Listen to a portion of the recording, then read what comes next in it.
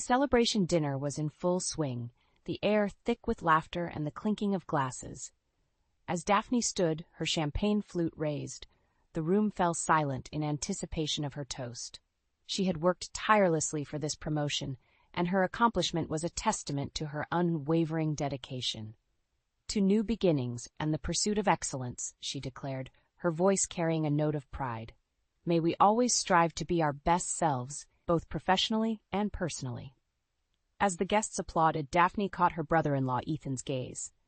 A flicker of something unsettling lurked behind his congratulatory smile, a subtle shift that sent a chill down her spine. And let's not forget the role luck played in this, Ethan added, his tone deceptively light.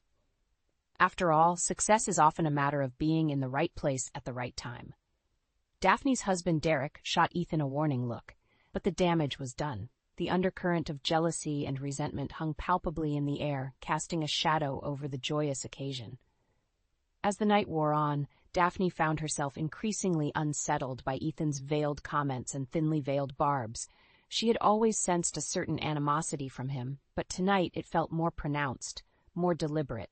In the car ride home, Derek reached across the console, taking Daphne's hand in his. "Don't let him get to you," he said softly. "You've worked harder than anyone I know for this promotion.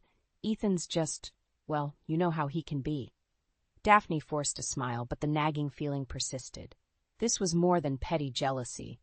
It was the harbinger of something far more sinister, a storm brewing on the horizon of their lives. A few weeks after the disastrous celebration dinner, Derek and I were hosting a family gathering at our home. The atmosphere was tense, with the memory of Ethan's snide remarks still fresh in our minds. Little did I know, this gathering would be the catalyst for a series of events that would test the very fabric of our family.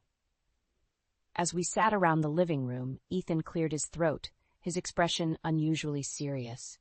"I have a proposition for you, Derek," he began, his gaze flickering towards me before settling on my husband. "A business opportunity that could be incredibly lucrative for both of us." Derek leaned forward, his interest piqued. "What kind of opportunity?" Ethan launched into a detailed explanation of a joint venture, his words flowing smoothly as he painted a picture of potential riches. I listened, my skepticism growing with every passing minute. Something about his pitch felt off, a nagging sense of unease that I couldn't quite put my finger on. When he had finished, Derek turned to me, his eyes alight with enthusiasm. "Well, what do you think?" I took a deep breath, choosing my words carefully. "I don't know, Derek. It all sounds a bit too good to be true, and Ethan's track record in business is, well, let's just say it's not exactly stellar." Ethan's expression darkened, and he shot me a look that could have burned a hole through steel. "I appreciate your concern, Daphne," he said, his voice dripping with sarcasm, "but I assure you this is a once-in-a-lifetime opportunity, one that we'd be foolish to pass up." Derek wavered, torn between his loyalty to his brother and his trust in my judgment. "Maybe we should sleep on it," he said finally, his brow furrowed. Ethan nodded, but his eyes held a glint of something sinister, a determination that sent a shiver down my spine. Over the next few days, Derek became increasingly enamored with the idea of the venture, blinded by the promise of wealth and success. No matter how many reservations I voiced, he seemed determined to move forward with Ethan's proposal. Finally, I relented, knowing that my opposition would only drive a wedge between us. But as I agreed to the venture, a sense of foreboding settled deep within me. I couldn't shake the feeling that Ethan was hiding something, that his motives were far from pure. And so with a heavy heart, I found myself embarking on a path that would lead us into a twisted web of deception and betrayal, fueled by Ethan's insatiable greed and my own nagging suspicions. Despite my misgivings, I agreed to Ethan's business venture for Derek's sake. But the nagging doubts refused to subside, and I knew I had to take matters into my own hands. If Ethan was hiding something, I needed to uncover the truth before it was too late. As the initial stages of the business setup unfolded, I began my own covert investigation into Ethan's past dealings. Late at night, when Derek was asleep, I pored over financial records and court documents, piecing together a disturbing picture of Ethan's history. What I uncovered was a trail of questionable practices and shady transactions, stretching back years. Bankruptcies, lawsuits, and allegations of fraud seemed to follow Ethan like a dark cloud, casting a long shadow over his so-called business acumen. I confronted him one afternoon, my evidence laid out before me like a damning indictment. "How could you do this, Ethan?" I demanded, my voice trembling with barely contained fury. "How could you lie to Derek like this?" Ethan's expression was a mask of calm, but I could see the fury simmering beneath the surface. "Those were just minor setbacks, Daphne," he said smoothly. "Nothing that should concern you or Derek. This venture is different. It's a guaranteed success." "You're deluding yourself," I spat, my hands clenched into fists at my sides. "And you're trying to drag Derek down with you. Well, I won't let that happen." Ethan's mask slipped then, and I saw a glimpse of the true darkness that lurked within him.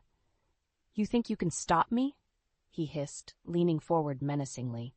"You have no idea what I'm capable of, Daphne. This is my chance at redemption, and I'll do whatever it takes to make it happen." I recoiled, suddenly afraid of the man standing before me.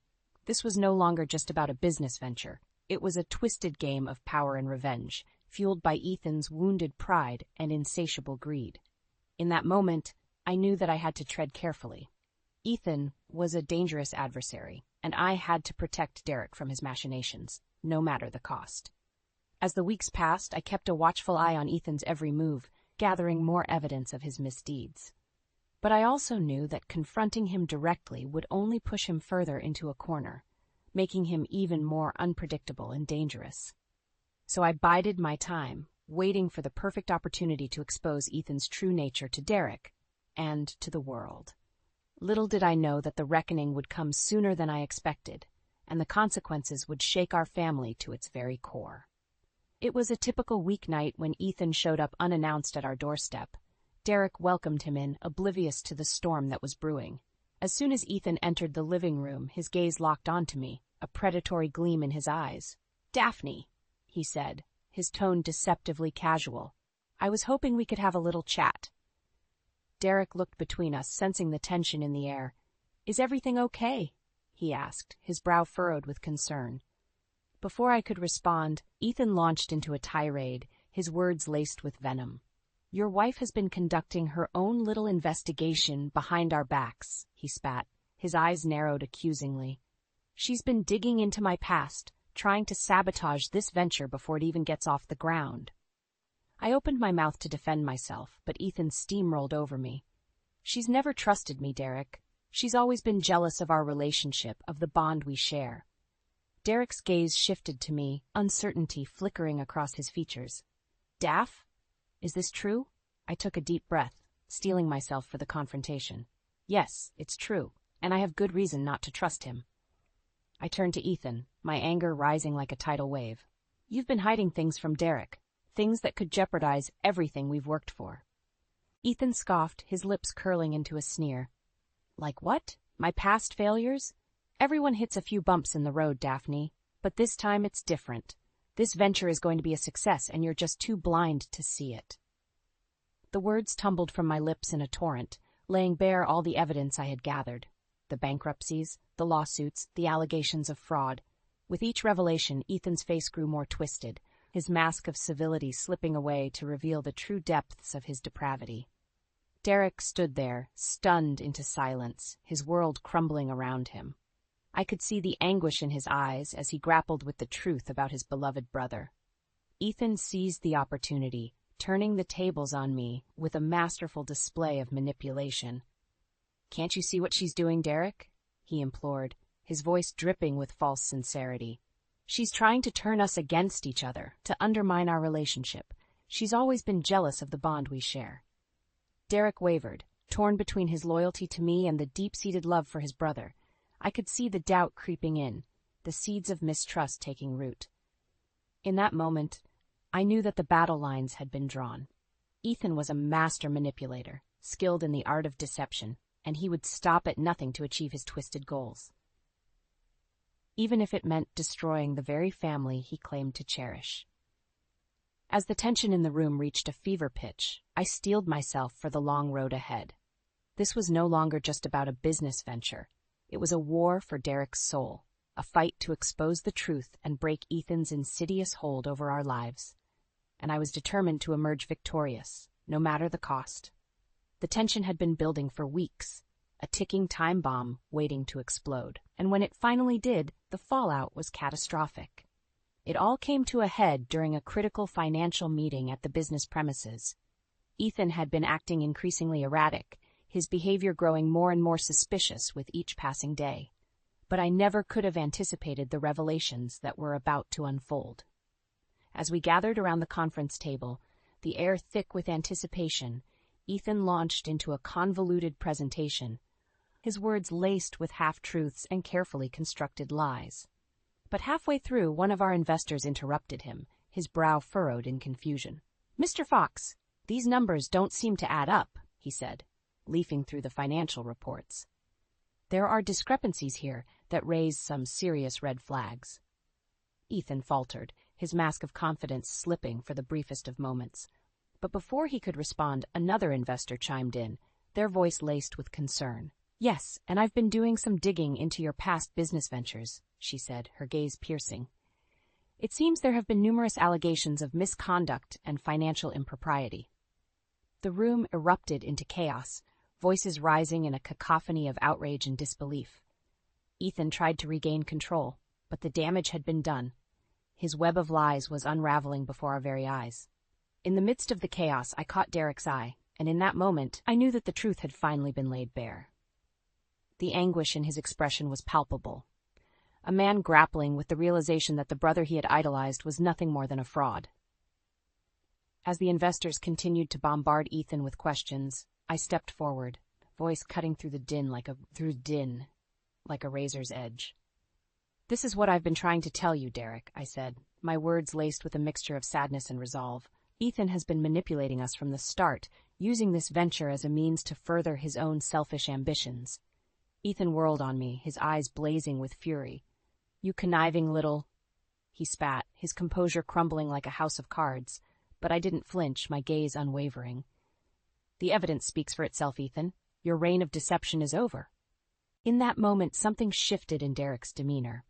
The scales had fallen from his eyes, and he saw Ethan for who he truly was, a man consumed by greed and jealousy, willing to sacrifice everything and everyone in his pursuit of power. As the meeting descended into chaos, with investors demanding answers and threatening legal action, Ethan turned on his heel and stormed out, his parting words a chilling promise of retribution. But in that moment, I knew that we had won a crucial battle. Ethan's carefully constructed facade had crumbled, exposing the true depths of his depravity. And while the road ahead was sure to be fraught with challenges, I was more determined than ever to protect my family from his toxic influence, no matter the cost. In the aftermath of Ethan's explosive exit, our family was left reeling. The trust that had once bound us together had been shattered, replaced by a palpable sense of betrayal and anguish.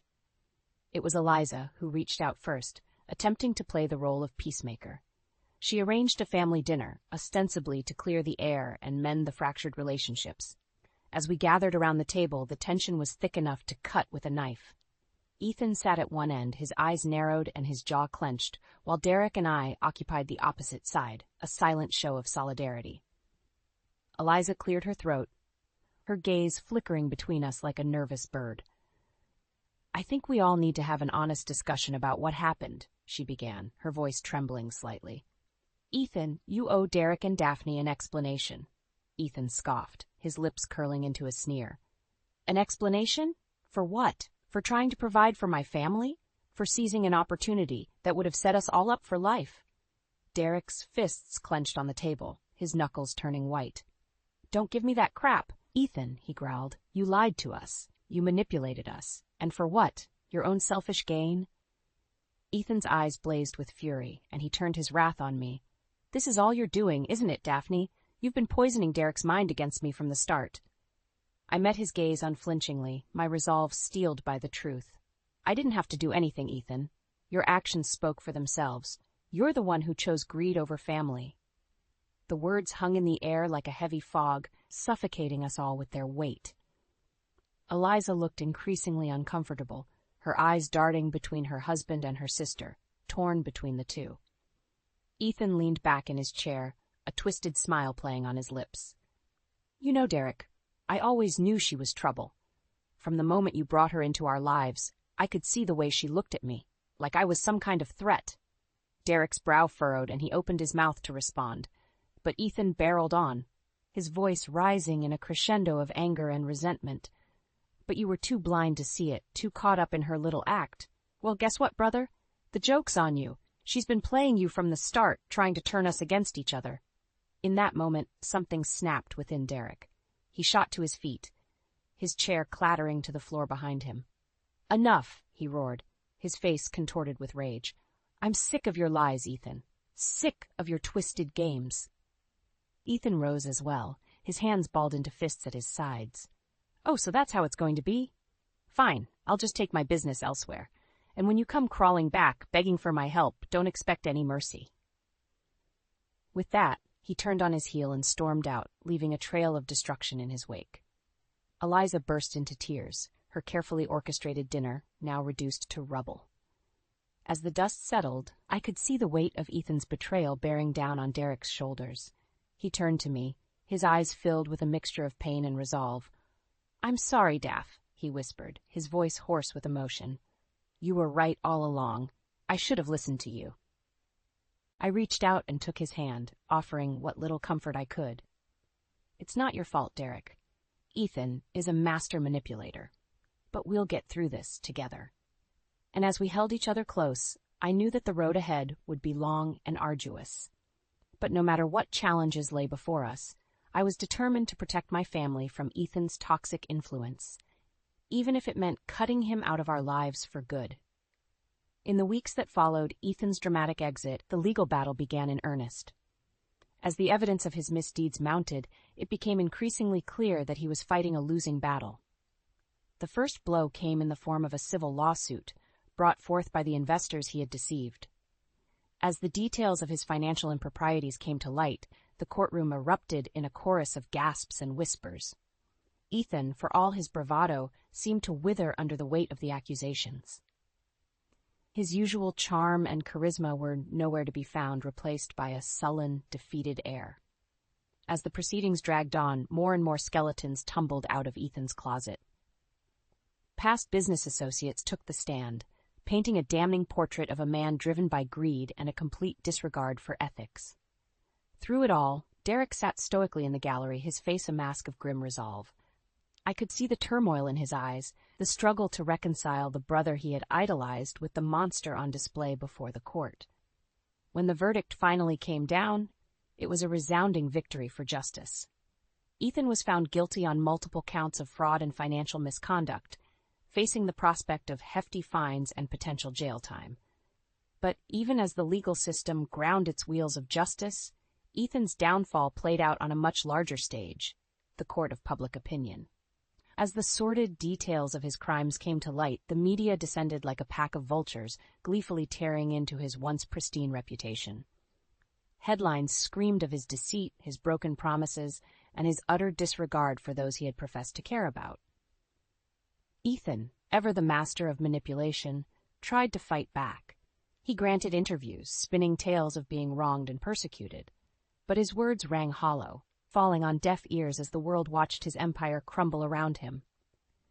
Through it all, I remained resolute, determined to see this through to the bitter end. Ethan had tried to destroy my family, to tear us apart from the inside out. And now, he was reaping the rewards of his own treachery. As the weeks wore on, Ethan grew increasingly desperate, lashing out at anyone and everyone within reach. He even went so far as to launch a smear campaign against Derek and me, accusing us of orchestrating his downfall out of jealousy and spite. But his words held no sway, his credibility in tatters. The world had seen his true colors, and there was no going back. In the end, Ethan's downfall was as spectacular as it was inevitable. His once promising career lay in ruins, his fortune squandered, and his legacy forever tarnished by the stain of his own greed and deceit. And as he faced the consequences of his actions, I couldn't help but feel a sense of grim satisfaction. Justice had been served, and my family was finally free from the toxic grip of his manipulation. But even as the dust settled, I knew that the scars of Ethan's betrayal would never fully heal. Trust, once shattered, is a fragile thing, and the road to redemption is paved with hardship and sacrifice. Several months had passed since the legal battle with Ethan had drawn to a close. The dust had settled, and life was slowly returning to a semblance of normalcy, or at least as normal as it could be after such a tumultuous ordeal. As I sat on the porch swing, watching the sun dip below the horizon, I couldn't help but reflect on the events that had nearly torn our family apart. The memories were still fresh, like an open wound, but the pain had dulled to a steady ache. The sound of footsteps on the creaky floorboards snapped me out of my reverie, and I turned to see Derek approaching, a glass of lemonade in each hand. "Thought you might need a refreshment," he said, handing me one of the glasses as he settled beside me on the swing. I took a sip, savoring the tart sweetness on my tongue. "Thanks," I murmured, leaning into his side as he draped an arm around my shoulders. We sat in comfortable silence for a moment, watching the last rays of sunlight fade into twilight. It was Derek who finally broke the stillness. "I've been thinking a lot lately," he began, his voice heavy with emotion, "about everything that happened with Ethan." I tensed, the memories threatening to resurface like a tidal wave. "Derek, we don't have to." But he shook his head, cutting me off gently. "No, I need to say this. I owe you an apology, Daff." I frowned, confusion knitting my brows together. "An apology? For what?" Derek sighed, his eyes filled with a mixture of sadness and regret.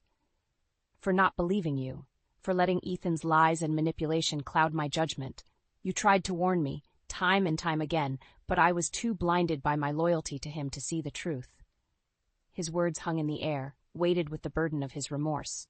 I reached out, taking his hand in mine and giving it a gentle squeeze. "You have nothing to apologize for," I said softly. "Ethan was a master manipulator. He knew exactly which buttons to push, how to exploit the love and trust between brothers. You're not to blame for his actions." Derek shook his head, his jaw clenched with determination. "Maybe not, but I still should have listened to you. You're my partner, my equal in every sense of the word, and I let my family ties override that." I studied his face, seeing the depth of his resolve etched into every line and wrinkle. This was a man who had been through the fire and emerged stronger, wiser, and more committed to the values that truly mattered. "What's done is done," I said finally. "All we can do now is learn from it, grow from it, and never let anyone, family or otherwise, come between us again." Derek nodded, his eyes shining with a renewed sense of purpose. "You're right. From now on, it's you and me against the world. No more hidden facades, no more secrets. Just honesty, trust, and the knowledge that we're stronger together than we could ever be apart." As the last traces of daylight faded into the inky blackness of night, we sat there together, our hands intertwined and our hearts beating in sync. The road ahead was uncertain, but one thing was clear. We had weathered the storm, and our bond had emerged tempered and unbreakable. Ethan's betrayal had been a harsh lesson, but it had also been a reminder of the importance of integrity, of holding fast to the values that truly mattered. And as we embarked on this new chapter of our lives, I knew that we would face whatever challenges lay ahead with a renewed sense of purpose and a deeper appreciation for the strength of our love.